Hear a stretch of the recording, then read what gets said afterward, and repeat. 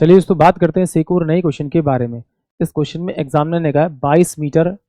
Into 20 metre की छत से वर्षा का पानी 2 मीटर व्यास और 3.5 मीटर ऊंचाई वाले एक बेलनाकार बर्तन में जाता है। यदि बर्तन पूरा भर जाता है तो वर्षा सेंटीमीटर में बताइए।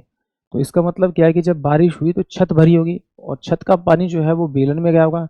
यानी कि जो छत का जो वॉल्यूम होगा उसमें जितना पानी होगा वो वॉल्यूम किसके बराबर होगा, आपके बेलनाकार उस आर्टिकल का वॉल्यूम के बराबर होगा, जिसे फुल कर देगा। अगर ये बात समझ में आई तो फिर तो ये क्वेश्चन आसानी से हो जाएगा। अब मुझे मालूम है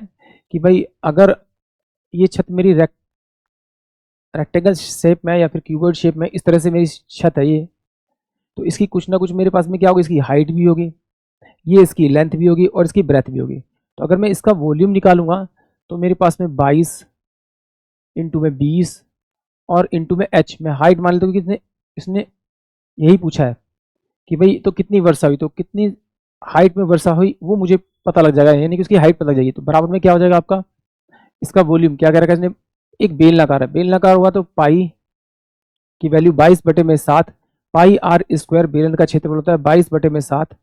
और आर कितना होगा, ये 2 मीटर है तो उसको हाफ कर देंगे तो 1 मीटर हो जाएगा। इसका स्क्वायर इंटू में एच कितना मेरे पास में 3.5, यानी 35 बाय में आपका 10 हो जाएगा। ठीक है, सोल्व करते हैं। इस 22 से तो ये 22 गया, इस 7 से कितना गया 5 गया, इस 5 से गया तो 4 गया, तो h इजकल टू में कितना होगा आपका 1 बाय में आपका कितना हो जाएगा, आपका ये हो जाएगा आपका 40 सेंटीमीटर में पूछा है तो ये मीटर में है तो इसे 100 से मल्टीप्लाई करना पड़ेगा, तो ये सेंटीमीटर में हो जाएगा। इससे ये कटेगा, इससे कटेगा तो 2.5 सेंटीमीटर उसकी हाइट आ जाएगी, यानी कि छत की जो हाइट होगी, जितना पानी भरा हुआ लेवल वो 2.5 सेंटीमीटर होगा, यानी कि वर्षा जो हुई होगी 2.5 सेंटीमीटर होगी, यानी कि ऑप्शन बी जो है वो इस क्वेश्चन के लिए करेक्ट होगा।